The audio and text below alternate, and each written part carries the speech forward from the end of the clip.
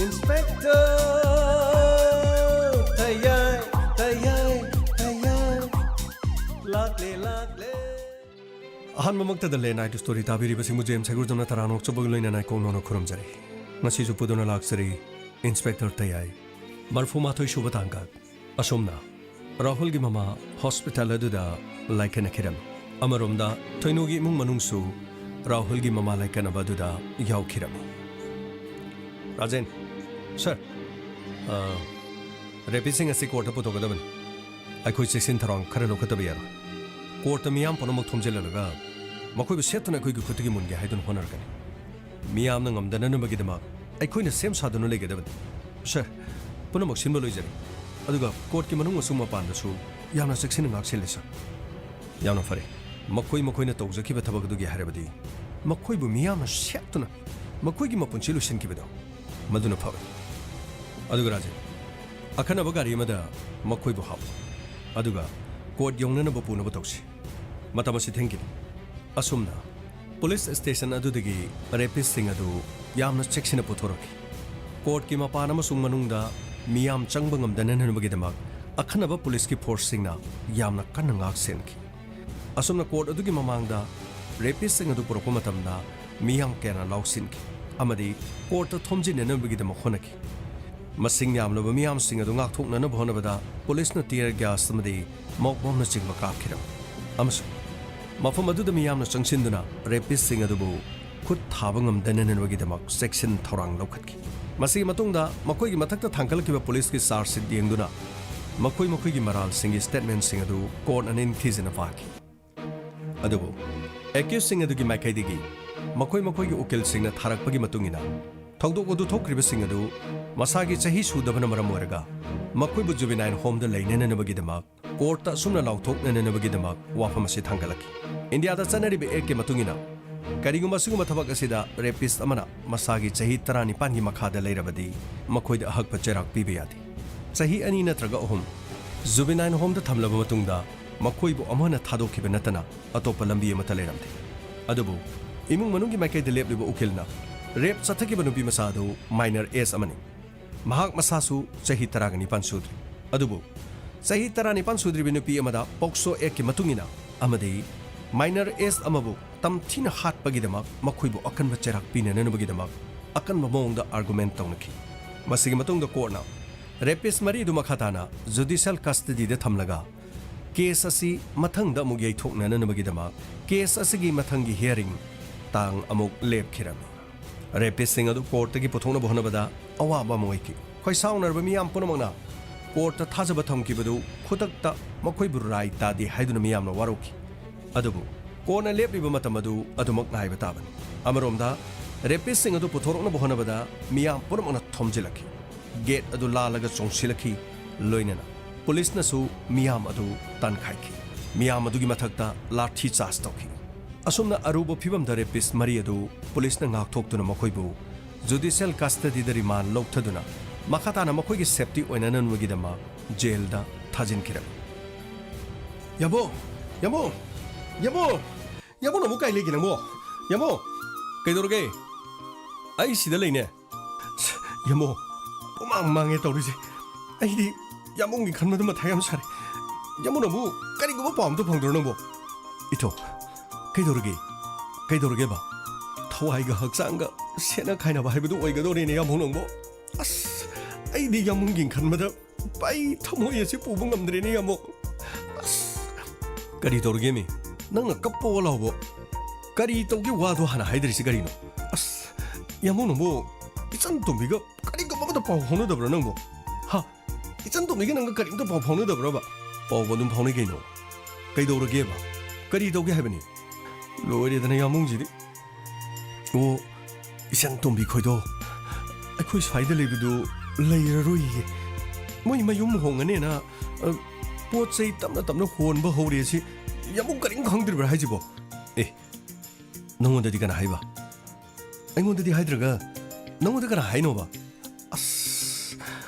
Isantum Bigi Mamanabi, no seeing on the Hyropanemi. Isantomido. Matayam no white tree. Makoy mayum the Halanina. Matayam no white tree. ꯑꯩꯉꯣꯟꯗꯗꯤ ꯀꯔꯤꯝꯇ ꯍꯥꯏꯔꯛꯇꯦꯅ ꯑꯁꯦꯡꯕ ꯋꯥꯁꯤꯕꯨ ꯍꯥꯏꯁꯤꯕꯣ ꯑꯁ ꯌꯥꯝꯕꯨꯡ ꯅꯪꯕꯨ ꯑꯩꯅ ꯅꯉꯣꯟꯗ ꯅꯨꯄꯤꯅꯦꯅ ꯑꯃꯨꯛ ꯐꯥꯒꯤ ꯇꯧꯈꯤꯗ꯭ꯔꯕꯅꯤ ꯑꯩ ꯌꯥꯝꯕꯨꯡꯒꯤ ꯈꯟꯕꯗꯩ ꯊꯋꯥꯏ ꯅꯨꯡꯉꯥꯏꯇꯗꯅ ꯂꯥꯛꯏꯅꯤ ꯑꯗꯨ ꯌꯥꯝꯕꯣ ꯃꯣꯏꯅ ꯃꯌꯨꯝꯗ ꯍꯟꯗ꯭ꯔꯤꯉꯩꯁꯤꯗ ꯍꯣꯔꯦꯟ ꯎꯅꯕ ꯆꯠꯂꯨꯔꯁꯤꯔꯥ ꯑꯗꯨꯒ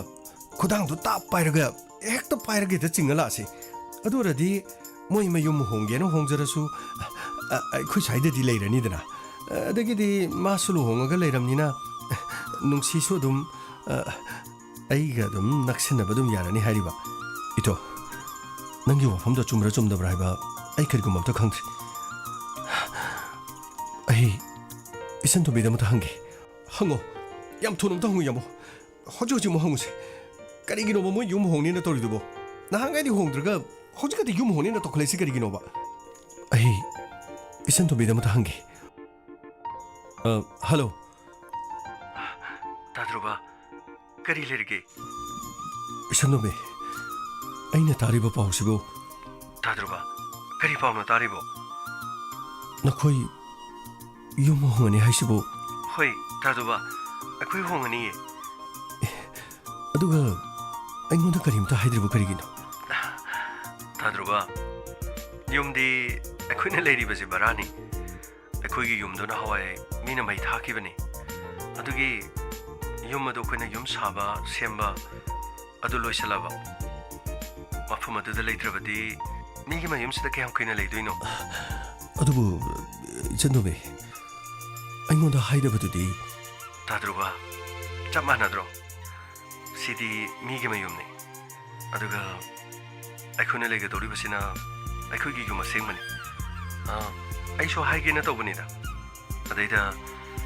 ꯇꯥꯗ꯭ꯔꯨꯕꯁꯨ ꯑꯩꯅ ꯍꯥꯏꯔꯨꯔꯒ ꯅꯨꯡꯉꯥꯏꯗꯧꯕ ꯃꯥꯟꯗ꯭ꯔꯕ ꯑꯗ ꯆꯠꯂꯝꯗꯥꯏꯗ ꯍꯥꯏꯒꯦꯅ ꯇꯧꯕꯅꯤ ꯇꯥꯗ꯭ꯔꯨꯕꯅ ꯀꯣꯜ ꯇꯧꯔꯛꯄꯁꯦ ꯌꯥꯝꯅ ꯐꯔꯦ ꯍꯣꯔꯦꯟ ꯑꯩꯈꯣꯏ ꯇꯦꯍꯩ ꯂꯥꯛꯑꯒ ꯄꯣꯠ ꯆꯩ ꯈꯔꯁꯤ ꯄꯨꯔꯒ ꯆꯠꯂꯅꯤ ꯀꯔꯤꯅꯣ ꯍꯥꯏꯁꯤꯕꯣ ꯅꯪ ꯆꯠꯈ꯭ꯔꯕꯗꯤ ꯑꯩꯗꯤ ꯀꯃꯥꯏꯅ ꯇꯧꯗꯣꯏꯕ ꯀꯩꯅꯣ ꯍꯥꯏꯁꯤꯕꯣ ꯇꯥꯗ꯭ꯔꯨꯕ ꯑꯩꯗꯤ ꯆꯠꯈ꯭ꯔꯕꯁꯨ ꯑꯩ ꯃꯇꯝ ꯄꯨꯝꯅꯃꯛꯇ ꯃꯤꯒꯤ ꯃꯌꯨꯝꯗ ꯆꯠꯀꯗꯕ ꯅꯠꯇꯦ ꯑꯩꯈꯣꯏꯒꯤ ꯌꯨꯝꯗꯅꯤ ꯑꯩꯈꯣꯏꯒꯤ ꯌꯨꯝꯗ ꯑꯗꯨꯅ ꯐꯗ꯭ꯔꯣ ꯁ꯭ꯋꯥꯏꯗ ꯇꯥꯗ꯭ꯔꯨꯕ ꯍꯣꯏꯒꯤ ꯑꯅꯛꯄꯁꯤꯗ ꯂꯩꯔꯒ ꯃꯤꯅꯁꯨ ꯃꯃꯤꯠ ꯅꯥꯅꯤ ꯑꯗꯨꯒꯤ ꯁꯔꯨꯛ ꯑꯩꯈꯣꯏꯅ ꯌꯨꯝꯗ ꯑꯗꯨꯝ ꯂꯩꯔꯗꯤ ꯇꯥꯗ꯭ꯔꯨꯕꯅ ꯀꯣꯏꯕ ꯂꯥꯛꯑꯁꯨ ꯃꯤꯅ ꯀꯩꯁꯨ ꯍꯥꯏꯅꯗ꯭ꯔꯦꯗꯅ ꯆꯟꯇꯣꯝꯕꯤ ꯑꯗꯨꯕꯨꯗꯤ ꯆꯨꯝꯕ ꯑꯗꯨꯕꯨ ꯃꯐꯝ ꯑꯁꯤꯗ ꯑꯅꯛꯄꯗ ꯂꯩꯕꯗꯨꯅꯗꯤ ꯑꯩꯒꯤ ꯊꯃꯣꯏꯗ ꯅꯨꯡꯉꯥꯏꯇꯕ ꯐꯥꯎꯏ ꯑꯩꯅ ꯎꯅꯤꯡꯕ ꯃꯇꯝꯗ ꯅꯪꯕꯨ ꯎꯕ ꯐꯪꯏ ꯑꯗꯨꯕꯨ ꯅꯪꯅ ꯂꯥꯞꯊꯣꯛꯈ꯭ꯔꯕꯗꯤ ꯑꯩ ꯅꯪꯕꯨ ꯁꯦꯟꯅꯕ ꯋꯥꯒꯗꯕ ꯃꯥꯜꯂꯤ ꯀꯩꯅꯣ ꯍꯥꯏꯁꯤꯕꯣ ꯇꯥꯗ꯭ꯔꯨꯕ ꯑꯩꯗꯤ ꯀꯔꯤꯒꯤ ꯁꯦꯟꯅꯗꯣꯏꯅꯣ ꯑꯩꯗꯤ ꯑꯉꯥꯡ ꯃꯆꯥꯁꯨ ꯅꯠꯇꯅ ꯀꯔꯤꯁꯨ ꯈꯜꯂꯨꯅꯣ ꯑꯩꯈꯣꯏꯅ ꯌꯨꯝꯗ ꯆꯠꯄ ꯐꯪꯉꯤꯁꯦ ꯇꯥꯗ꯭ꯔꯨꯕꯁꯨ ꯅꯨꯡꯉꯥꯏꯕ ꯐꯣꯡꯗꯣꯛꯄꯤꯌꯨ ꯑꯗꯨꯕꯨ ꯆꯠꯇꯕ ꯌꯥꯗꯕꯅꯤꯅ ꯆꯠꯄ ꯇꯥꯔꯦꯅꯦ ꯇꯥꯗ꯭ꯔꯨꯕ ꯏꯆꯟꯇꯣꯝꯕꯤ ꯅꯪꯗꯤ ꯀꯔꯤꯃꯠꯇ ꯅꯨꯡꯉꯥꯏꯇꯕ ꯐꯥꯎꯗꯕ꯭ꯔꯥ ꯍꯥꯏꯁꯤꯕꯣ ꯇꯥꯗ꯭ꯔꯨꯕ ꯅꯨꯡꯉꯥꯏꯇꯕꯕꯨꯗꯤ ꯀꯔꯤ ꯐꯥꯎꯗꯅꯤ ꯃꯐꯝ ꯑꯁꯤꯗ ꯂꯩꯕꯗꯤ ꯇꯥꯗ꯭ꯔꯨꯕꯕꯨ ꯌꯥꯝ ꯇꯠꯇꯅ ꯎꯕ ꯐꯪꯏ ꯑꯗꯨꯕꯨ ꯌꯨꯝꯗ ꯂꯩꯔꯕꯗꯤ ꯎꯕ ꯐꯪꯉꯔꯣꯏ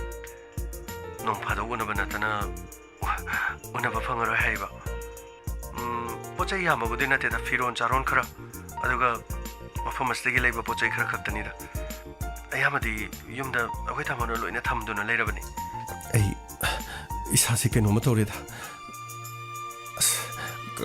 ꯀꯔꯝ ꯀꯥꯟ ꯆꯠꯇꯣꯏꯅꯣꯕ ꯇꯥꯗ꯭ꯔꯨꯕ ꯇꯥꯃꯣ ꯂꯥꯛꯄꯒ ꯆꯠꯂꯅꯤ ꯑꯗꯨꯗꯤ ꯅꯣꯏꯒꯤ ꯇꯥꯃꯣꯗꯣ ꯂꯥꯛꯇ꯭ꯔꯤꯉꯩꯗ ꯑꯩ ꯏꯇꯣꯒ ꯂꯥꯛꯀꯦ ꯅꯣꯏ ꯊꯣꯡꯒꯥꯜꯗꯨꯗ ꯅꯪꯕꯨ ꯑꯃꯨꯛꯇ ꯌꯦꯡꯖꯍꯧꯒꯦ ꯀꯩꯅꯣ ꯍꯥꯏꯁꯤꯕꯣ ꯑꯩꯕꯨ ꯎꯕ ꯐꯪꯗꯕꯗꯧꯅ ꯑꯣ ꯑꯩꯈꯣꯏ ꯇꯥꯃꯣꯅ ꯎꯔꯒꯅꯦ ꯑꯃꯨꯛ ꯂꯥꯟꯅ ꯈꯟꯅꯕꯅꯤ ꯀꯣꯟꯅ ꯂꯥꯛꯑꯣ ꯑꯩꯅ ꯆꯠꯈ꯭ꯔꯕꯁꯨ ꯐꯣꯟꯗ ꯑꯗꯨꯝ ꯄꯥꯎ ꯐꯥꯎꯅꯗꯣꯔꯤ ꯂꯥꯛꯀꯗꯕ ꯅꯨꯃꯤꯠꯇꯣ ꯑꯗꯨꯝ ꯍꯥꯏꯔꯒ ꯑꯗꯨꯝ ꯊꯦꯡꯅꯔꯁꯨ ꯌꯥꯕꯗꯨꯕꯨ ꯑꯗꯨꯕꯨꯗꯤ ꯆꯨꯝꯕ ꯑꯗꯨꯗ ꯑꯩ ꯇꯧꯐꯝ ꯑꯃ ꯈꯪꯗ꯭ꯔꯦꯗ ꯐꯔꯦ ꯑꯩ ꯉꯥꯏꯍꯥꯛ ꯂꯩꯔꯒ ꯂꯥꯛꯀꯦꯀꯣ ꯍꯣꯏ ꯇꯥꯗ꯭ꯔꯕ ꯀꯝꯗꯧ ꯌꯥꯝꯕꯣ ꯑꯩꯅ ꯍꯥꯏꯗ꯭ꯔꯣ ꯑꯩꯅ ꯍꯥꯏꯕꯗꯤ ꯆꯨꯝꯃꯝꯃꯅꯤꯅꯦ ꯑꯁ ꯅꯍꯥꯟ ꯃꯈꯩꯗꯤ ꯑꯁ 이전 ꯇꯣꯝꯕꯤꯗꯨ ꯎꯅꯕ ꯆꯠꯄꯗ ꯑꯩꯈꯣꯏ ꯅꯨꯡꯁꯤꯁꯨ ꯊꯣꯔꯛꯄꯅꯤ 이전 ꯇꯣꯝꯕꯤ ꯎꯅꯕꯒꯤ ꯅꯃꯥꯗꯨꯗ ꯑꯩꯁꯨ ꯅꯨꯡꯁꯤꯗꯨ ꯎꯅꯕ ꯐꯪꯖꯕꯅꯦꯕ 시댁이 야몽나무 이전 또 미우나무도 마팜마무 홍아니노 아이나 무능 시즈 까마이 우나우데노 마생이 간만에 마타지 사라버네 이또 야레 버케도게 낭나 마롤마 낭기 마타 사절레 낭기두디 시다 레이바니나 아목 짜다 우나라수 야이 아이 까마이 도데노 버터리시보 마타 얌나 사이데 로실로 사실로 세카나데시 이전 도비 거의 통화돼 사시 허이 뭐 사시 아도 아이나 하고도 야라디 ngasi kudang tap pairaga hekta ching horosira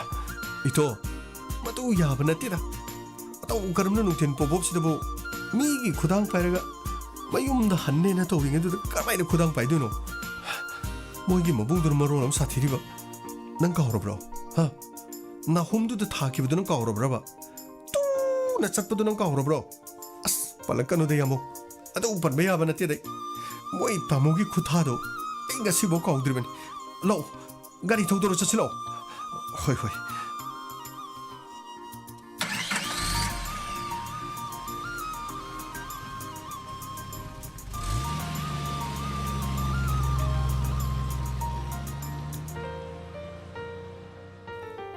이전 선동비 어떠모 포체싱도 로이노 로이셀러브로 가리가리 와리게 तमो कहीं में तो वात्री अको बता मचा मचा खरा वाली सीधी अदम इराई लाई रेदा फरे फरे अदो इमा तो बोलो शंकरबो कमाई तो रुकी होई तमो इमा सोलो चली फरे फरे पोचे खरे से हमता गाड़ी दा हकन बताओगे होई तमो संदोबी ओई संदोबी ओ नुक्सी आइस दे ले लाओ चंगो संदोबी 파기되기 ngasi 다도 두는 사바다리네 허이세 동비 아이스 없는 농아이디 아도 폰 또 이내 돌고 원래 좀 사는 세바 선동비 아이바와 수마이는 농아이들이시는데 다 들어봐도 마디 없는 농아이라 뭐이보 맹원도 폰 돌아오미 hꯧzing ngakdang lakki gan haiban akhoi ta mosulei kamai tawdino khangdi athanungsi imaga igana matam khara mafam sida leiringe dane mayamgi nungaitana ba kari haikiba kari soikiba yorsu mayamna khara warudana ba tambiu ko kaino haidu bi chandomi ekhoi gi lekai sida imaga nangana kari kai ba leikhirgi nakhoi gi na taw tamjari ni bema nakhoi gi na mama chagi nuksina ba नखोगी तामोगा नंगा लेनबा मरी इमागा लेनबा मरी एखोगी लेकाइसतदी तमजनिंगाई ओरिनि बेमा नुंसी थोंगाना लेरिसिबो टाइटोगा ताद्रुबुगा नत्रो मानी अखोगी टाइटोगा नोइगे ताद्रुबुगानि कइनो हाइसिबो नंना नोइगा हाइसिबो तामोतानी इस कइनोने नोइगी एखोगी हाइबनि नोइगी सिबो एखोगी हाइयारिबो एखोगी सिसु नोइगी हाइयारिब्रो करिनोने अदुगी वाना थिबा अखोइ तामो लेखिबदुगा अस थोंगानगा direct लेपदना अमुक मिवातादनाने कैसु दरोइबेमा हौजिक्ति ताद्रुबो होइसु लोइना सेमदोख्रदुदि गइनो अस अदुरसु कहिनो मोइना सिदा लेप लेरिसिबो अस अखोइ तामोजे मो पोत थांदोपगे थोखिबनेबा अमुक थेंगनरनि तौरिसि इतो कमाई तौदिनो डायरेक्ट यमदा चंगबसु उसिते हरकनी थोंगान सिदा लेपतना लेरसु संगगा लई हाइनी कमाई तौजे हाइनोबा अस यमो अदुगिदि करिम खलुनो मदुगी नमक्ते दे ननाउ डायरेक्टर इतो लेजरिसिदि करिम तो वाबिरन ननाउ डायरेक्टर इतोना आइना प्रोजेक्ट तो किबा थबा मता मांगना तोप्रो अमता हाइबियु अमुक तो मांगा तो खिब्रबा अस यारे से ꯅꯪꯒꯤ ꯋꯥꯀꯥꯏ ꯋꯥꯊꯤ ꯋꯥꯔꯦꯝꯁꯤꯅ ꯑꯩꯅ ꯁꯥꯔꯤꯕ ꯃꯊꯥꯁꯤꯒ ꯉꯁꯤꯅ ꯃꯐꯝ ꯑꯁꯤꯒꯤꯗꯤ ꯉꯁꯤꯅ ꯑꯔꯣꯏꯕꯅꯤ ꯎꯒꯗꯧꯔꯤꯁꯦ ꯑꯩꯅ ꯃꯔꯣꯜ ꯑꯃ ꯃꯊꯥ ꯁꯥꯔꯤ ꯏꯇꯣ ꯀꯩꯗꯧꯔꯤ ꯌꯥꯃꯣ ꯏꯇꯣ ꯌꯥꯃꯣ ꯃꯣꯏ ꯃꯕꯨꯡꯁꯦ ꯊꯣꯛꯂꯛꯑꯦ ꯃꯣꯏ ꯃꯕꯨꯡꯁꯦ ꯊꯣꯛꯂꯛꯑꯦ ꯀꯃꯥꯏꯅ ꯇꯧꯅꯤ ꯑꯩ ꯈꯨꯅꯤꯡ ꯀꯥꯡꯉ ꯆꯠꯀꯦꯀꯣ ꯑꯩ ꯈꯨꯅꯤꯡ ꯀꯥꯡꯉ ꯆꯠꯀꯦ ꯉꯥꯏꯈꯣ ꯌꯥꯃꯣ ꯍꯥꯏ ꯀꯩꯅꯣ ꯉꯥꯏꯈꯣ ꯑꯝꯇ ꯉꯥꯏꯈꯣ ꯁꯥꯔ ꯀꯩꯅꯣ ꯂꯩ ꯆꯟꯗꯣꯟ ꯇꯧꯕ ꯂꯥꯛꯏꯔꯣ ꯀꯩꯅꯣ ꯅꯠꯇꯦ ꯁꯥꯔ ꯅꯠꯇꯦ ꯂꯩ ꯆꯟꯗꯣꯟ ꯇꯧꯕꯒꯤ ꯊꯕꯛ ꯇꯣꯛꯆꯈ꯭ꯔꯦ ꯁꯥꯔ ꯂꯩꯀꯥꯏꯁꯤꯗꯗꯤ ꯅꯈꯣꯏꯅ ꯂꯩ ꯆꯟꯗꯣꯟ ꯇꯧꯕꯒꯤ ꯅꯈꯣꯏ ꯂꯩꯔꯤꯗꯥꯏꯅꯦ ꯁꯥꯔ ꯑꯩꯈꯣꯏ ꯄ꯭ꯔꯃꯣꯁꯟ ꯀꯥꯖꯔꯦ ꯑꯗꯨꯒꯤ ꯊꯕꯛꯇꯣ ꯑꯩꯈꯣꯏ ꯇꯣꯛꯆꯈ꯭ꯔꯦ ꯑꯗꯨꯗꯤ ꯀꯗꯥꯏꯗ ꯁꯥꯔ ꯁꯨꯝ 이점 점나 그리노 이점 점나보 와도 꼭꼭 하유 야드로 누파 토우 야드라이미 왕아무도 하이닝금 그이도록게 들어봐 그리 하게 그리 레르게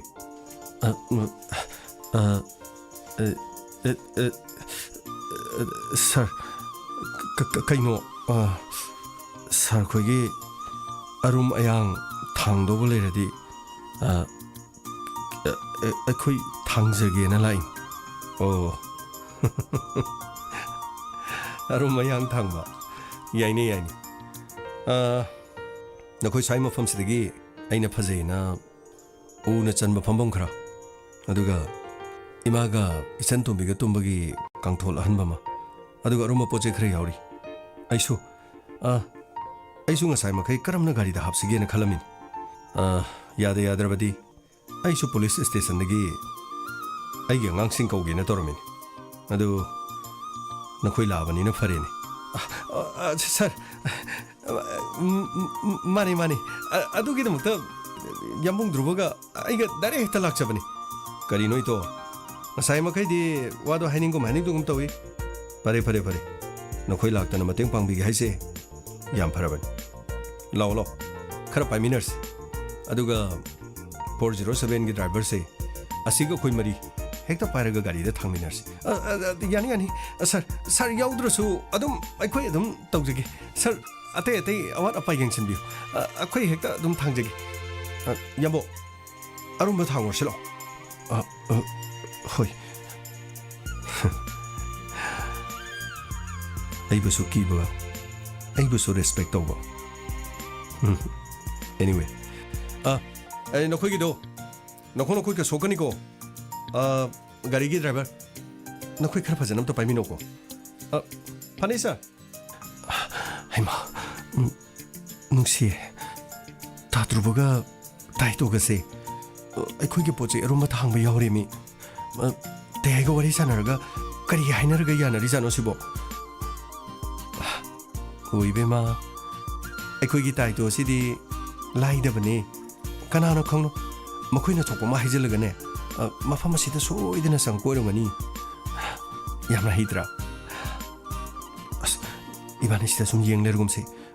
ओइ तमोलाय ऐसन तो बे तमो ध्रुवगा इतोगलाय मफम असिदा पोचै थांगिबा खोलिबा तौरिसि अखोइगी पोचै अरुमयांगसिंग असे थांगबा लाइनी मखोइगी चाम तो लोनबी होई तमो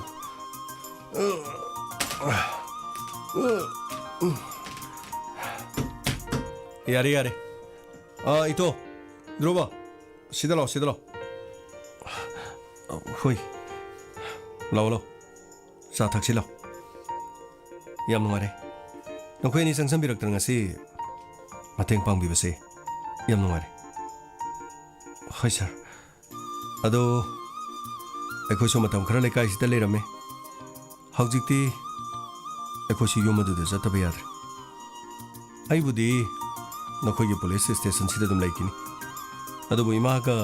इचनबिगदि युमदा लेबा तारे मतम खरा इचलगा इमागना मफम से लेरिङैदा लेकाई सिदने इमागे चलगना लानखिबा अदुगा थक्सिकासी अदुगा मखोइना तौबा थोंगसिंगदने मिट नाखिबा नुंगाइतबा यावरसु लेकाई मियामदो नखोइना खरा इमागा मदी चनगा लाना लौदुनबदु नखोइना खरा खरा सु तंबियुको फनी सर इमागा इचनगदी करिसु लानबदी लेतिना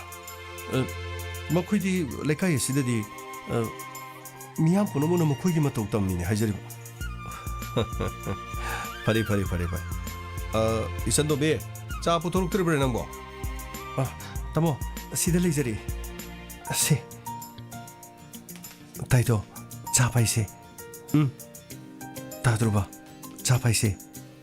होय नुंगसी मतम खरदी नखोइगी सिदा लेदना इमागे चनगा नखोइगी यामना नुंगाइ नुंसिना लेमिनार सिदगी देखोइ मुक चटपा तारेनिको थौदो वाथोक तो पुनवा नों फादोक से खुरुमदा लाक्तना लेकता चादन लेबे याइको होय तमो फरे फरे आइचनो बे सोदो लोंसिलो अदुगा सोदो नुंसी खोइदा पिरमो अदुदी इमा अखोइ चनबो तौसिलो ओ लाए लाए लाए लो इमा लो गाड़ी दे काखसिलो ध्रुवा इतो इमा से गाड़ी बौदा इमा से पूरा थोमगे को फनी सर चंदोबे नंग यारदी अखोइ सिदा लेहौरोबा कइनो ताइतो नंगाइदोबो नथिमे नंग चटख्रदी वाजी काइना दोरि मी तौरिसे नखोइ खक्ता लापनबा नतना आइगा नुंसिगसु लापनगदौरेबा नंग यारगदी नोइ नबुंगदा हाइनरगरा नत्रगा लेहौरोजेबा अखोइ लेकाइसदा लेहौरोजे केदोरगे ताइतो अदु यारोये नोमदी ऐसे स्वाइदे लेदोसिदी ऐ चलुखिगे ताइतो नुंसिगा फजना नुंसिनना लेयो नुंसि नंसु ताइतोगा काइनारंगनुको ताद्रुबा ऐ चलुखिगे मतम खरदी ताद्रुबाबु ऐना खरा वाहनखरे अदुगा ताद्रुबा ऐ लेत्रे हाइदुना ऐना पामदबसिंग ताद्रुबा तौबिगनुको इचनतोमि ऐ अचुम्बा लंबी मिहोइबगी असेंबा लंबीदा चटपा हौरबनी मसी पुनमक नंबु नुंसिबगी ऐना खोंथांग असिदा लाक्लिबनी मफम असिदगी ऐगा लामनख्रे हाइदुना पुंछि सुपा ऐगा लामननबदी सिनबिरकनु ताद्रुबा करिगिनो नंगना दमा हाइदुबो ऐ ताद्रुबदगी मपोक्सिमगी लापथोई ऐबु थाजबियो चंतोबी ऐ नखोइगे दुदा सोइदना लाकनी ngасidi aina thawai tana yengjaramba nangna leirambagi mafam akoibase musi yengubada isada yamna nuaitaba faw mafam ase nang leibagi fajaban mafam ase nang leibagi su aina langninkhibad mafam ase nang leirambagi su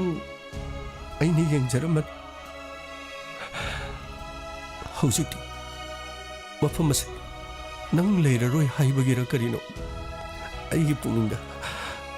याम हाइंगमदबा वाबमा आइगोंदा फावहले फरे फजना लेयुको नंगबु मिको खुदिंग सेनजरिबन आइगी मपोगसिदि नंगबु नुंसिजबने नंगबु सेनजबा नंगबु ngak सेनजबा ताद्रुबा आइ खंगे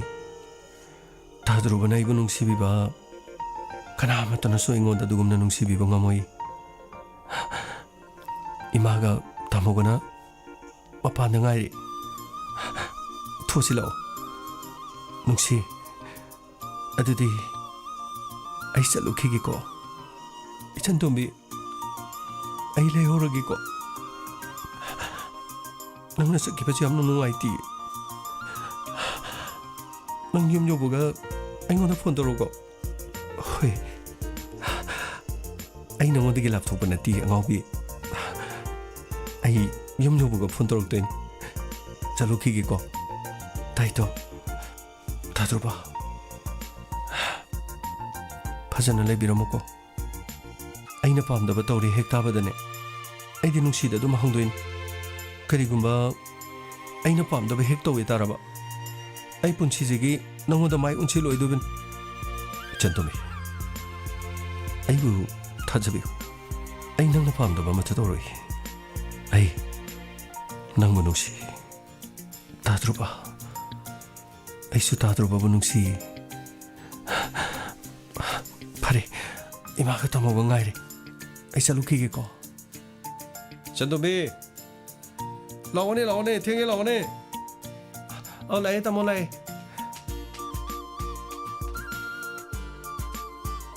wafam asida lai minaramani na nungmudi nungairamoi Dhruva sir ito su highway sir लाओ सीदम तलो कहीं नई भाई ना कौरीसीबो चलम दाइसम फुरम के हाइजालो अदुगी रमोहे लाओ ससिलो खंगे नई भाई ना तौरीजे चलम दाइसम कोखलेजीबो लाओ ससिलो करी याम नुंगारे नखोइनी लापिदना मतेंग पांगबिबसे अदो अखोई चलुखिगे इतो सर लेकाय असिद मी खनबा फुना चैनबा अदुगने जोर सानबा यू थकबा मसे हानगुमदी तौदबना फैने को सर मदुगी थबक तो लोई तोकजगरे सर मसे पुनमक्सी मदुगी थबक तो पुंतोक हे तोकजगरे सर अखोइदी कावबो कावजरेदा मतम अमदा अखोइ अदुमाइना तोरमे हाबिसे अखोइदी पुकावबो कावजरबनिदा सर यामना फरे अदो मखाताना फबा मीमा दाइते यावबा मीमा ओइना पुंसीगी हिंगननबगिदमक असेंबा लामी मो ओइननबगिदम होनगदम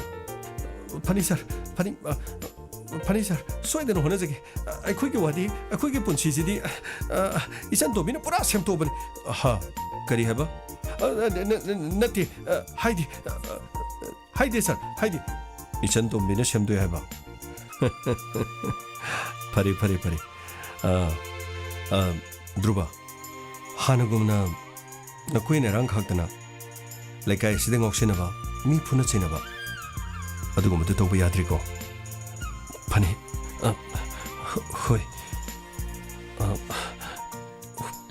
होय कदाइदनो माने येंगे मम्मीसिबो वारीने इगे सानै मम्मीचिनो कराइदनो माने येंगेसिबो होय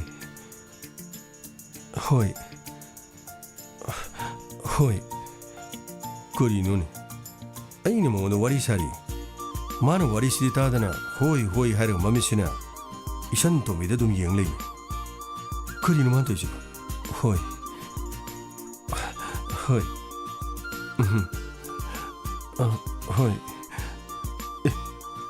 सिदि मोंगमनि अइना हाइसिबो तादरने ध्रुवा होय इबाई नते इबाई नते होय सर होय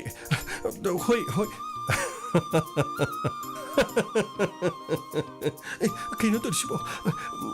कहीं यमो इबाई कौशलदुबो कहीं डायरेक्ट इबाई कौशलदु कहीं लो चलो रसी लो सर अखोई चले सर अखोई चले सर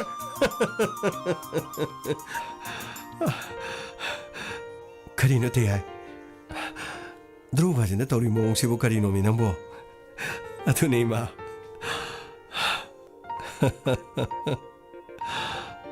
किसु किबा चमजो चमजबा चंदोमी तमो चलेसिनेको होय तमो थोरे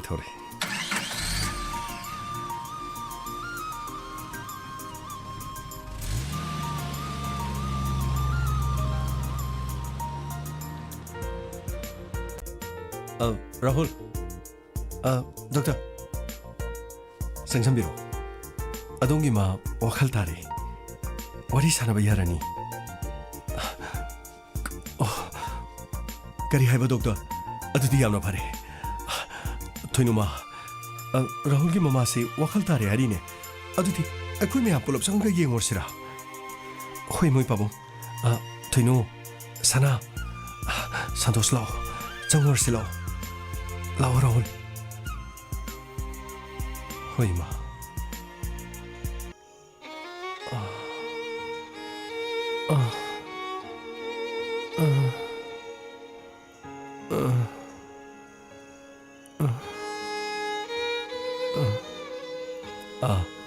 이베마, 이샤 기당 농아이 비라브라. 까리까리 농아이 더블레 비리. 가나 오이 비라브노. 아이보 간비보 강부 오이 비라브라. 아이보 까리게도 몽터 간비리브노. 아이디 아이게 어로이바 라에 하이드나 아이디 하라우저루러버니. ꯀꯔꯤꯒꯤꯗꯃꯛꯇ ꯃꯌꯥꯝꯅ ꯑꯩꯕꯨ ꯀꯟꯕꯤꯔꯤꯕꯅꯣ? ꯏꯕꯦꯝꯃ, ꯑꯗꯨꯝꯅ ꯍꯥꯏꯕ ꯐꯠꯇꯦꯅꯦ. ꯑꯗꯣꯝꯒꯤ ꯄꯨꯟꯁꯤꯗꯤ ꯑꯩꯈꯣꯏꯅ ꯀꯟꯕ ꯅꯠꯇꯦ. ꯑꯗꯣꯝꯒꯤ ꯄꯨꯟꯁꯤꯗꯤ ꯗꯣꯛꯇꯔꯁꯤꯡꯅ ꯀꯟꯕꯅꯤ. ꯁꯦ ꯋꯥꯗꯨꯅ ꯂꯩꯔꯕ, ꯃꯤꯅ ꯑꯐ ꯅꯨꯡꯉꯥꯏꯅ ꯍꯥꯏꯕꯤꯗ꯭ꯔꯕ, ꯃꯤꯡꯆꯠ ꯊꯤꯔꯕ ꯏꯕꯦꯝꯃꯒꯤ ꯄꯨꯟꯁꯤꯗꯤ ꯁꯦ ꯑꯩꯈꯣꯏ ꯀꯅꯥꯃꯠꯇꯅ ꯀꯟꯕ ꯅꯠꯇꯦ. ꯌꯦꯡꯉꯣ, ꯑꯩꯈꯣꯏ ꯃꯌꯥꯝꯁꯤꯒꯤ ꯇꯨꯡꯗ ꯂꯦꯞꯂꯤꯕ नंगे नचानुपा राहुल नने. तू राहुल सिदा लेबले. हाँ, राहुल इमा की राहुल. इमा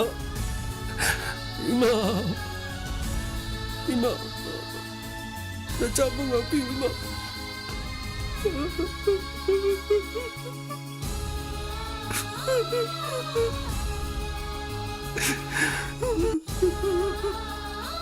राहुल, से कब खुनो से इमाना नंगी मेलो पिरांग थे थोपीके. से करी के कपिनो से इमा की पुंसीबो इचाना कल्ले है बा. इमा की पुंसीबो आईगी इचा राहुल न कल्ले है बा. इमाबू नंगना ngasi nang ni magi manakta lakuse masidagi hena pian balaitre Rahul. Ima matam ko ina imana ibu thadong pirurabasu. Ngasidagi di imana ibu thadong pirano ko. Aibu labna inthok pirano ko ima. Aigina haibida kanasu laite ima. Hadamuti 아이기 분치다 이마나 뭐 앵원데기 랍나 짭피나 그는 거 이마기라고 이마나 짤로예 이마나 그동에다 이차데기 랍통님 기분나티 양나 농아이 마시디 이마나 이차부 뽀뽀기 마히 안제네 낭디네 마마나 마차 뽀뽀기 मचादा ममागी लमन तोन भाईबदो इचागी दिलैत्रबन. अइना पोक्चबगी ही अइना नंगोंदा लमन तोंद्रबनी को राहुल. इमा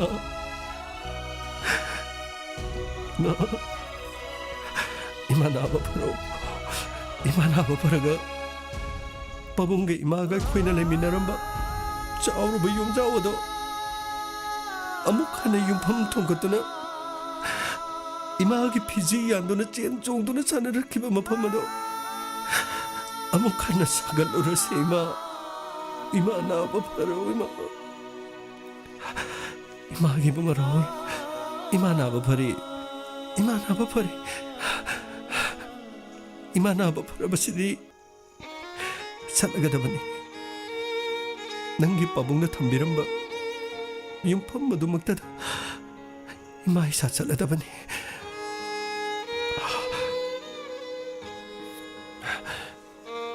इमा अइनी माबू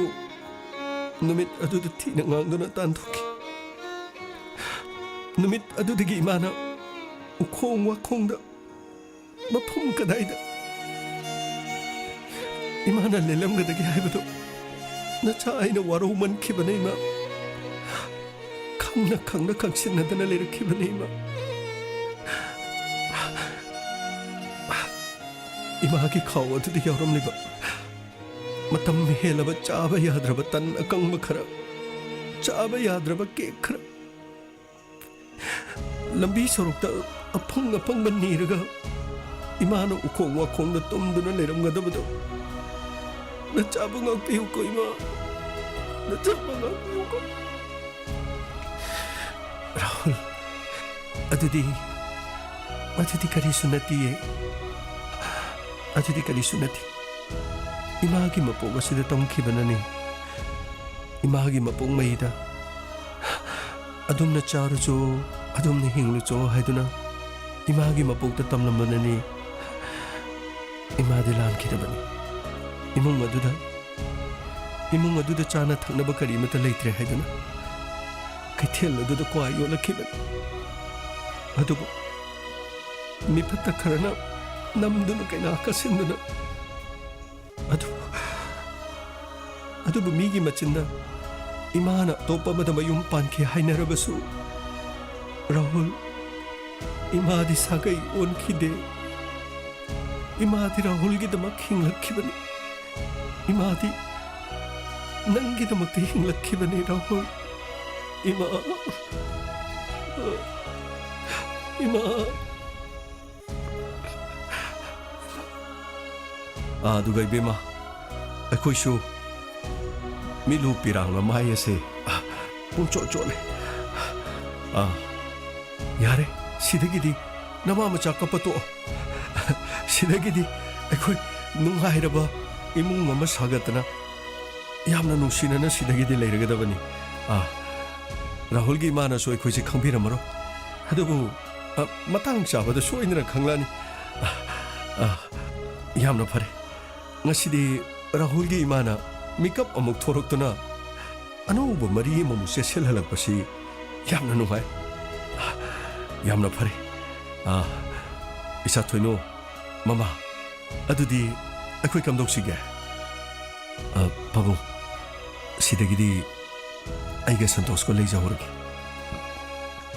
इमा अमदि थोइनो अमदि सना पाबुंग लोइनना चटपिरो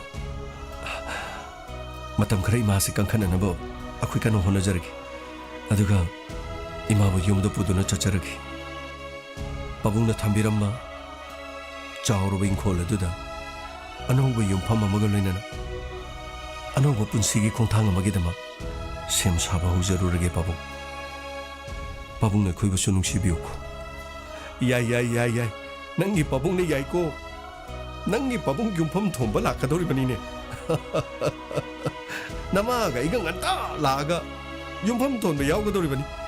नमादा नते थोइनुसु यावहलकनिदा अदुगा फजरबा निंथीजरबा युमफम मदुगी मथक्ता लैनबा yum अमा साबा मदु लोइद्रिबा फावबा नंगी पाबुंग अमदि इमाना मतेंग पांगबा सोंतोक तोइदोरिबनि राहुल वाय यामना लೈ पाबुंग वारी सानगदबा वाय याम लೈ फरे अदुदि बेमा अखोइ चचरुखिगे यामना तिक्ता कायदना लैबिरो अखोइसु मरक लाक्सगे अदुगा इबे मसुना आबो फबिरोको फनितारा ngasi aigi ichara holbu aigi imangda lepna nanabagidama tada khoi meyamna honabiba tada khoi basu daga chari ibema fare adudi rahul akhoi amuk chanaba tawrage ko hoi babu sana rahul thoino ai imaga matam khara leuki ai soidana pau phorki hoi rahul adudi akhoi chaluki ge ko da santos hoi thoino sana lehorge hoi da santos nungai re da sai ta hoi ba no gi nungai ba si hengalai imung manungda wa dunu leirama kaya se thaudo wa tho kaya se no gi punchelaktana asum phajakhlai mama thoinuma kaidoroge moi pamo nangdi handak parakse isauga irang langkhidre hebema ꯑꯩꯅ ꯃꯣꯃꯣ ꯅꯣꯛꯄꯁꯤꯗꯔꯅꯦ ꯅꯪꯕꯣ ꯃꯣꯏ ꯄꯥꯕꯨꯡ ꯑꯩꯁꯨ ꯋꯥꯈꯜ ꯃꯆꯥ ꯃꯆꯥ ꯈꯜꯂꯤꯕꯅꯤ ꯑꯦ ꯀꯔꯤ ꯋꯥꯈꯜ ꯃꯆꯥ ꯃꯆꯥ ꯈꯜꯂꯤꯕ ꯅꯌꯥ ꯑꯐꯕ ꯐꯪꯉꯦꯅ ꯍꯔꯥꯎꯔꯤꯕ꯭ꯔꯣ ꯇꯧꯔꯛꯑꯗꯕꯅꯤ ꯃꯣꯏ ꯄꯥꯕꯨꯡꯒꯤ ꯂꯤꯂꯥꯒꯤ ꯈꯨꯅꯣꯛꯁꯦ ꯃꯗꯨ ꯍꯩꯅꯗꯦꯕ ꯀꯔꯤꯅꯣ ꯅꯪꯅ ꯂꯤꯂꯥꯒꯤ ꯈꯨꯅꯣꯛ ꯁꯤꯕꯨꯔꯣ ꯍꯣꯏ ꯑꯦ ꯍꯣꯏ ꯍꯥꯏꯕ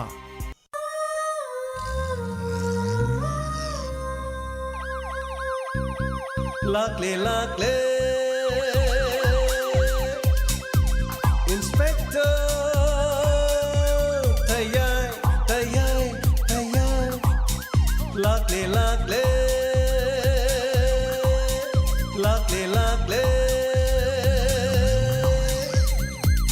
inspector tayay uthanaba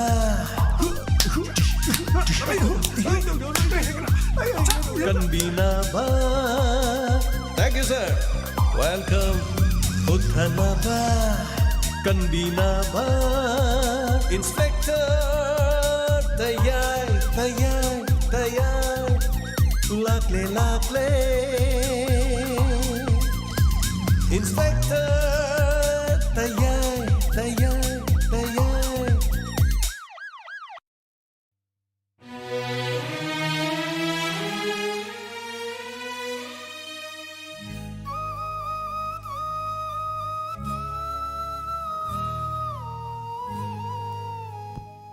थागतचरी Hana ngasigen inspector tayai marfuga mathoi suba tangka tabigriba mayam bomnamal radio da tabiriba khusem live da tabiriba madi youtube da tabiriba sing akashbani bibit bharti app da tabiriba sing ngasigi thoromsi birthday gi haja batare mapam asida khoi staff ngak gi haja batare saba thakpa ado khoi birthday leraga su thoromsi khajiktang ngasi hana degi khajiktang thengkre masigi da mak han ma mayam punamakta Piu haidana no luxury. Torum si tok pudi ada bani na miyam kita mag nang nabo na zaba. Kazitang awabo ikre masagi kita magtasu. Hana miyam pano magta madu kita magtang hak piu haidana no luxury. Tagatsari feedback amade comment pidring edang asigi yai faraba birthday tariba sigi no mida sidasu. Imong manung kharagi nuksi jaraba masasing lohok thuk jagi. Artina ning thauza Mani thoiba ma dinawbigi macha nupi moirang lamkhaidigi yaifamangol pizari numit asida ngasigi taseinamak numit asi pung tarani thoilan krabanina 30 haitare de 30 gi yaifamangol mangjong no na pizabne maibam dhira singh maibam double maibam mombi bijaya devi oksu ningthem sa khul thagachari oksu ningthem sa khul dagi aduga artina ningthauja moirang digi Yaifamangol pizari nuksi jarabisa sing sigidamak maihau langpo gari aduga khudong thiba pomnamak mai sing nuksitagi kanbibo ishanu mahima sing hairaba palem panthau sagai nategi pomnamaki luchingba oiduna iramda masigi afaba ngakta tawba ngamba loina tolat taraba singi mateng pangba ngamba oirasanu haiba palem panthau mapu mabenda sinajari yaifamangol isorgi mafamda tabang shema mapugi mafamda nijari hana Tagachari. Loina na ngasigi feedback khara pajabagi tanjado amuk logjagi. Wari si telen habi wari si amkana ten badinate 42 minutes haja batare ngasigi si. Adu Tagachari hanana sanayama waheng bam khwaidagi thabak chinbasi Sir James oigani thabak chilai basi minister fawba ngana tumlom gani na takpire sir na inspector tayai top Tungkhradina Tabi Tagachari Sanai Machumani am saying Haragadi Hanadi crime reports late night story Masidi Lejadri Hiraga Dum Shaker Haraga Dum Lushin Kibadum Yaudabanati Adabu Marski Tang Taramanga Hizabatare Kunmangada lockdown log tokpa Aduga Masigi Rang Horokibana Marski Tang Taramari Trom the Tramani Tramada Horokibadagi Lila Kari Chacha Dabana Moraga radio station Sida Pung Kunmari Haitari Simanung the Tumagi Pumanga Kai Tokraga lemhauriba pungsing asi radio sigi hena saukhana nanabagi damak thabak thorum kya tawduna laksaki masai kaktana tana radio ge thorum sing asi ekona tha hom khudingi information and broadcasting gi leiriba ministry gi makhada delhi da aikoi masigi tonga tonga meeting na chingba radio na matau kramna लेरिबा माइमगी फुरुप फुरुप सिंग असिद करी कानबा पिगदगी मियामदा करी information पिगनी करी चौखत थौरांगदा तौगनी कराइदा expose तौगनी करी तौगदगी do's and don't हाइबना Ching सिगी मतंगदा तोंगा तोंगा seminar क्या पांगथोई हारिबा थौरम सिंग असि चप लेपखिबदगी अयामना अखोई webinar ओइना हाइतारे zoom meeting दा अदगी तोंगा तोंगानबा Google meet न चिंगबा सिगुमदा मीटिंग तौदना दमक लाई अदुबु लेप लेतना सुक चिन खरब मरक्सिदा हाइजबा तारे मियामगिदमक्ता पोथाननबा मदि इंफॉर्मेशन पिननबगिदमक डायमंड रेडियोना अदुमक लेपतना चथजरी मसिगी मनुंगदा मियामगे वा पोथाननबगिदमक सागचब वाखलगी कल्पनाना इजबा थौदोक वाथोक कयादा थोकिबगा हाइफेट हाइफेट मानबा करिगुम्बा मतमदु मियामगे पुनिंग लौसिंग अमदि नुंगाइननबगिदमक सागना चखिबनी इंस्पेक्टर तैयाई मसिगी मरक्ता क्राइम रिपोर्ट्स मते खर लेपचरी सोइदनमके हंजरकनी मियामना यामना वाबी मसीसु सोइदन हंजरके दुगा क्राइम अपडेट हाइदन अनोबा थौरम अमसु हपसिनजदुनु मियामगिदमक खुदोल तमजरी सो थागचरी सनायमबी बेमजी थागचरी राजा खान थागचरी यामना नुंगाइजे हाबिरिबसिगिदमक खोंजेल साबगी मतंगदा ताकपिरी खोंजेल साबा से खितंगदि लुबा हाइतारे दुगा करिगु मतमदा मायोकनबद वारी साना मतमदा तोफों खंगदबा याउदबा नते ताबा यारोइदरन वाजबा क्या मरुम लई वाहेंगबम रेबिका देवी थागचरी माइबम पायल देवी इलामबम रोमियो वारीदी पेले हाइबाबू खरा तेन बसिना तुम्बा यादव मानद्रेन ताकपिरी इलामबम रोमियो याम कन्ना तेन बदि नते 41 मिनट्स हाइजबा तारे तमफा थागचरी बर्थडे की हाइतारे को मैम पुनमक्सिदे सुम लांग खोटप दुम यावजै मैमगी स्टाफ सिंगी दुम सिल्ले अचम खरा दुम चाजै का हेना हाइतारे चही मताना यादरे अदुबो सोमरजित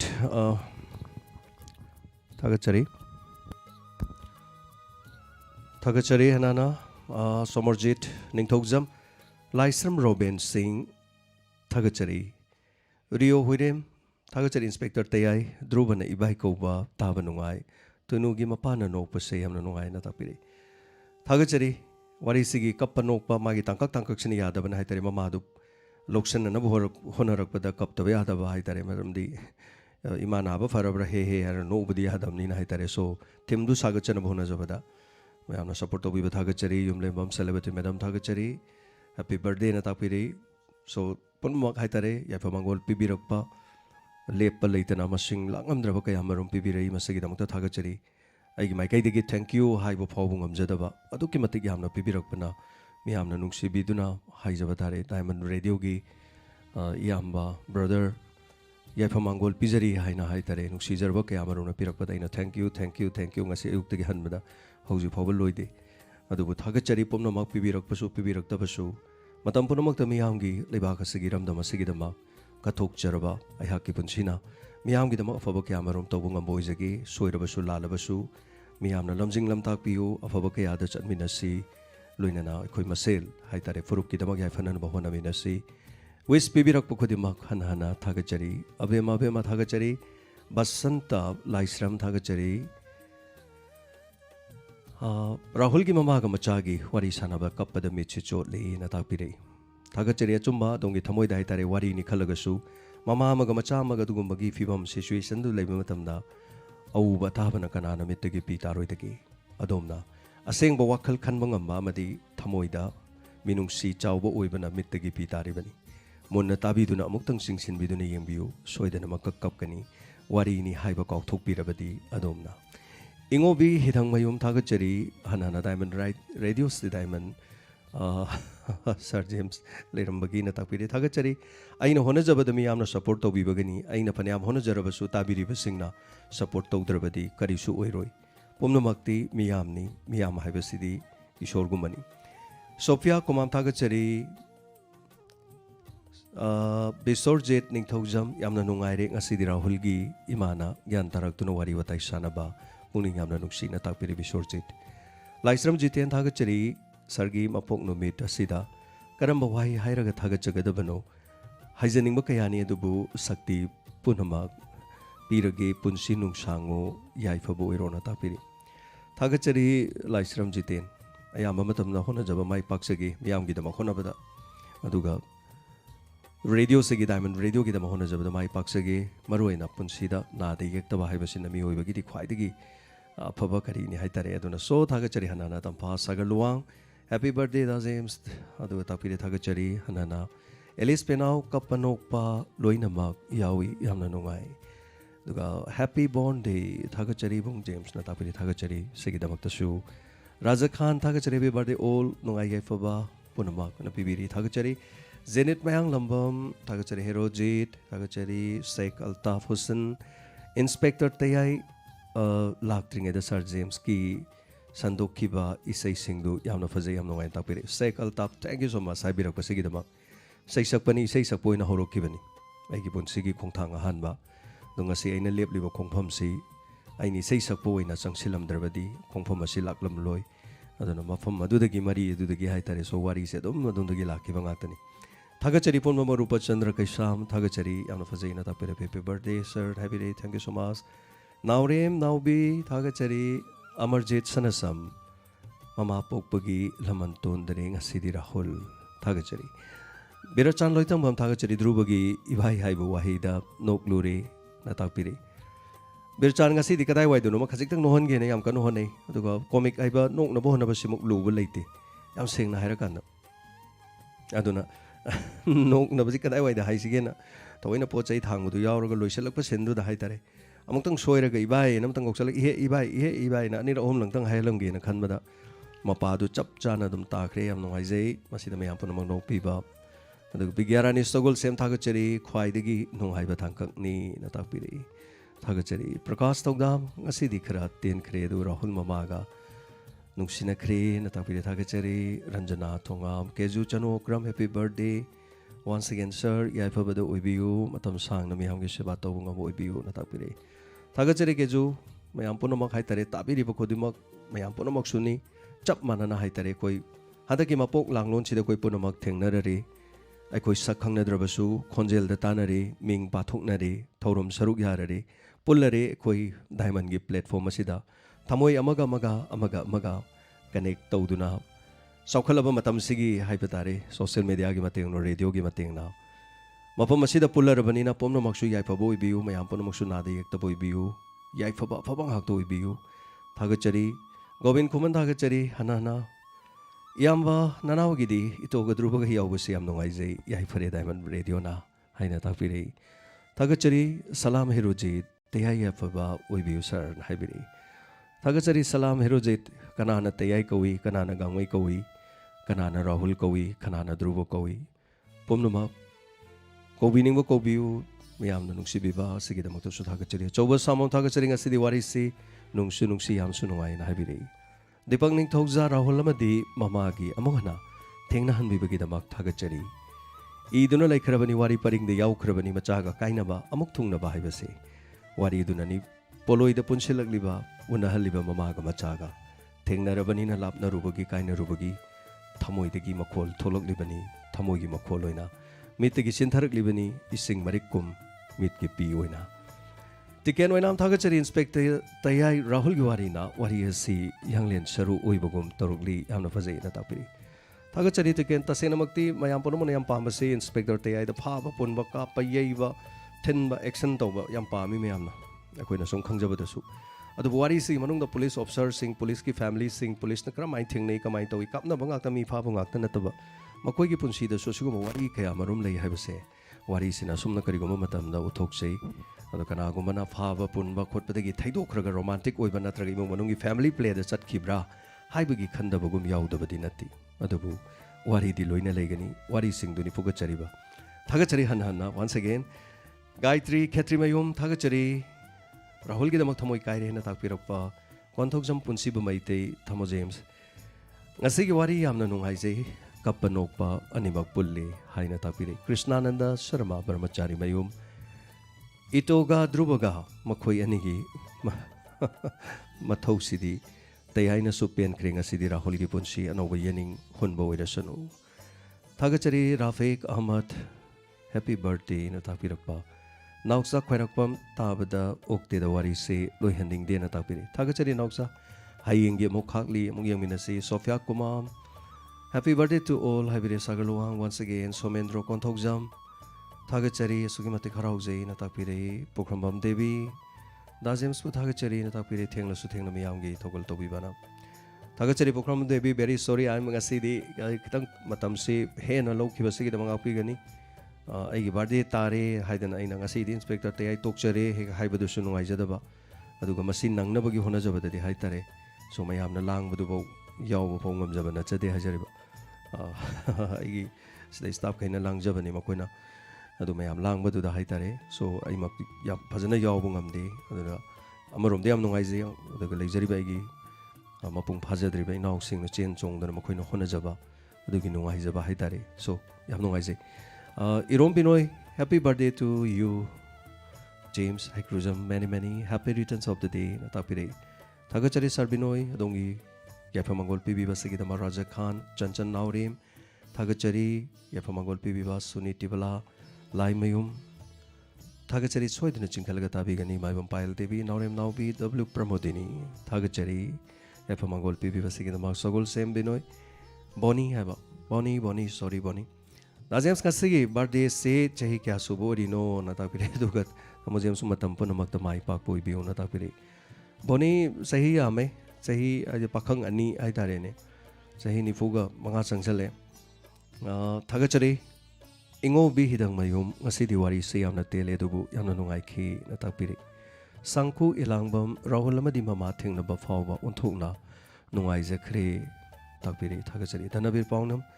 thagachari adongi thumbs up sigidama kaduga birjo laisram Good morning, happy I mean Birgit Pangan Tabidagi na tapir late night story paring nine chathari inspector Tayai Hidamak Thagachari Tamjabay Habalok Sing Kaya Fangi Haina Tapiri Thagachari Birju Chumna Yang Chumna Khanba Pana Uba Habase Ponmamak the Gap Habaloina Loksin Bay Loksin Bio Papa Punamak Patabagidi Matok Tambigano Pomnamak Thagachari Yaifaviras Kumari Happy birthday Sir James Natapiri Matam Shangna Anai gaudana matam pumadami ham kisiba tobunga moi biu haina tapiri thagachari abi Raskumari Sagarluang thagachari hanana Deepak Ningthokja ima haiba sidagi hen balaite haibaduni thagachari na tapiri achumbani Deepak Ningthokja pikling eda ngang nawa wering eda khanki khara gyan tarak padasu khalli mi gi mama mapa siriba sigumna igi su imai panong madi su edena sikhini makhoine sikhrade ai kamda hogani haina ngang wering eda khalli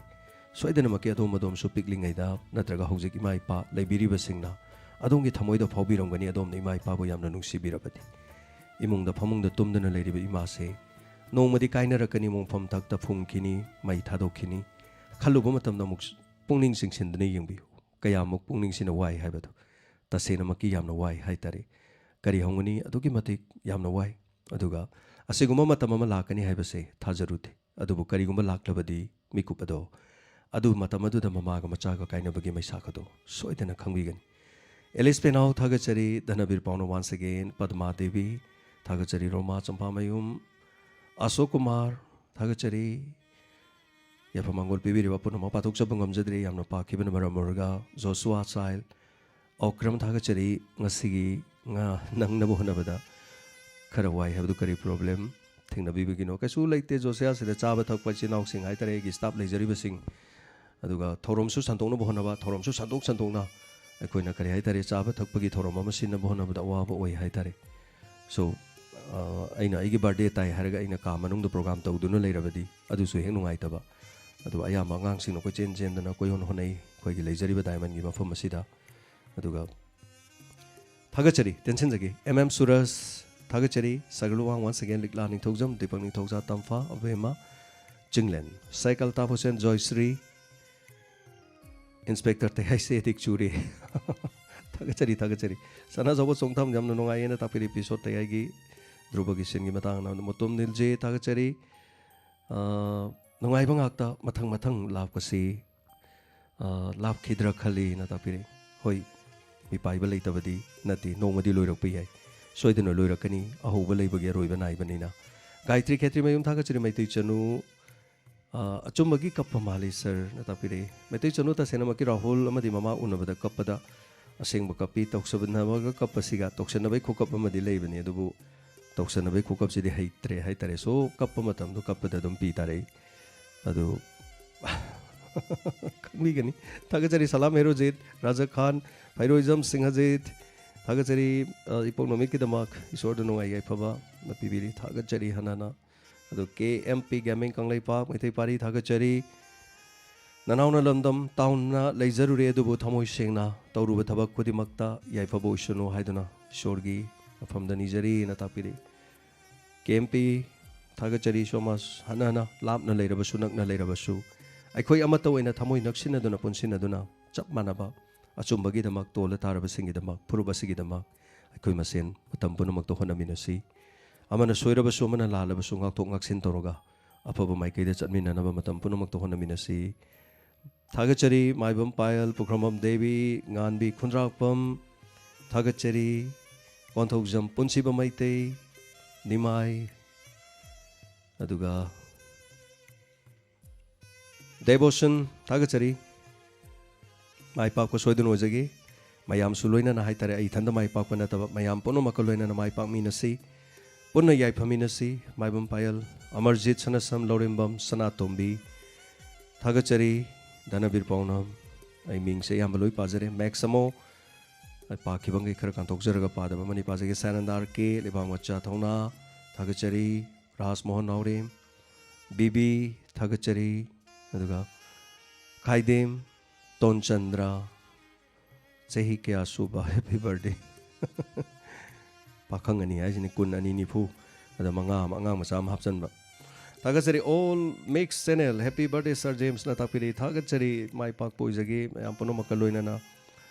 Thagachari chong tham tiki after long time chong tham tiki singasi live to changbirei.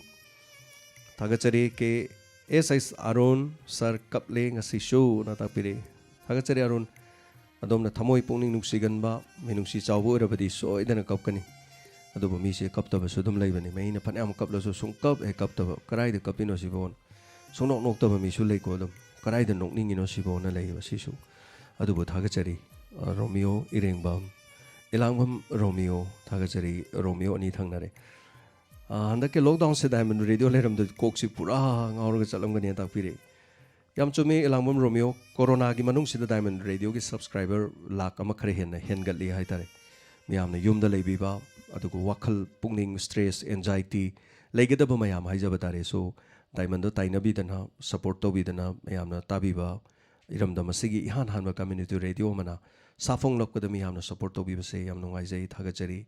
masimang na haitare aduga yam chawraba YouTube haitare YouTube ke platform sina Diamond Radio da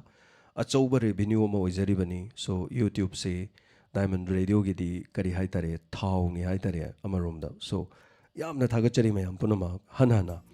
Birjo Laisram thagachari Sophia once again Ronita Guru Aribam Koisnam Ibicha, Somendro Kontogjam Thagachari, Hananam, Ambom Namak, Pabagidi Loina Patok Janingi, Pahoda Basing Nawarawi, Equigidi Pabirak Trabasu Yaida, Hek Harakpo Hiduna Tamoisi, the Ting Lawi, Bomnamak, Equigi from the day, Kanana Suhendi, Kanana Suwati, Bomnamak, Chapman and Ekai Kumnazari Vanidubu, Loina Patok Tunaleva Ibas the Yadavana, Matamna di Kanasung Ibidi. Hanana Thagachari Sita, the Nabahona Javani, Sobasandra, Takelambam, Thagachari. Hanana Kwaigi Maning the Gimuk, Pazaki, Marakta Joy Kumar, Thagachari, Pilot, Ketri, Thagachari, Agi Yum Kongjong Kiteldani, Pratima, Kundrakpam, Thagachari, Mutum Pramesor, Thagachari, Hanana, Tamogi birthday, Haiba Kangja Hudaban 81, Tamona non happy birthday, Natapiri Thagachari, Karisukai Baliti, Mutum Pramesor, Aduga Konsam Michael, Sur Sana, Ngasi di live tava fangjare wari kupajaji leitre hanana thagachari takpire Basant Takelambam thagachari mama masa thengna kibagi nungai ba phongdokpa Max Amo thagachari hanana mayamba leibra natraga machi oidura na tapi tayai mayamba ane takpire tayai seming ni tayai na kaurise Tayai Ubagi Nataba Tayai Ibadunani, can one Tayai Kodris in a Tamo Harido Dunani. My mumming Haitara name, my Tareko. Thagachari, Kaidem, Toitoi, Payal, Gunitan, Ungtombam, Amarjit Sanasam, all mixed Senel, Sur Sana, Ketrimayum, Rosen, Thagachari, Ngai Nairaga, Kari, Matam, Natapiso, Thagachari. Mayam puno ma kitangan biradiam no ngainian habi be ngasai su kamena ma yauki paring eda duga ngan basi am ngan janingi duga kharang ngan khana ba hona jarage mayam na su wabagi wabiba ekhoi na su wadi am wajabani wabadi ekhoi nangna ba hona bagi wajabani ko koi sada wabana taba अदु खर कन्न होनजरगे खर ngam khanaba kangjam thoiba thagachari aduga chongtham gi tan jali thagachari ngasigi episode nungai na takpiro pasigi da maksur bala hobam ronel wahingbam nimai laimayum thagachari apamangol pibi ba michael consum ngosa case on thok no wa nang ai jabani da na takpiri thagachari inaucha ngosa thoibi tak khel changbam thagachari yapamangol pibi basigi da mak thagachari phubai heba kya mok ya holase na takpiri so yaurani case ani ohum chang ka da bagi ngai du na leirabani nungdang na thomaga hatpa gi case masu lakadore aduga yengminasi matau karam na nungthang na thomaga hatpa adu matau karam na phagatpa adugi matang su haijabadare so thagachari hanana parameshwar ronel tononba chitha jobi yengmani pabel angam thagachari yaipabi rajkumari moni hani Raza Khan, Tez Okram, Suraj Niyaz Gaming, Rafiq Ahmad, Thaunawzam Family Thagachari, Nawi Thaunawzam, Adalat Sheikh Adalat, Joy Kumar, Punamak Thagachari. I am Aloina Pazare, Jogita, Atokpam Thagachari Michael, once again, Punshiba Maite, Abung Kawa Thagachari, Lamano Maite, Ketri Rosen, Kangjam Jogesur, Longjam Somakanta, Patima, Punamak Thagachari. Tension Jaragi, my Ampunamak Loina Yamba Pazari, Chitapamani or Sungapigani, Aduga Matangi, Hayingitanka Tamada, Shoidanamaki, Amok, Warisi, my own mother, Soidan Lang, Nanaba, Matangamo Honazarage. Take the Kaitan Lebu, Section Lebu, Nongaina Tumbiu, Mang Dana, Nongaina Tumbiu. Tabi di basing bu James saya gurjam namu kana kok nona kurum jari.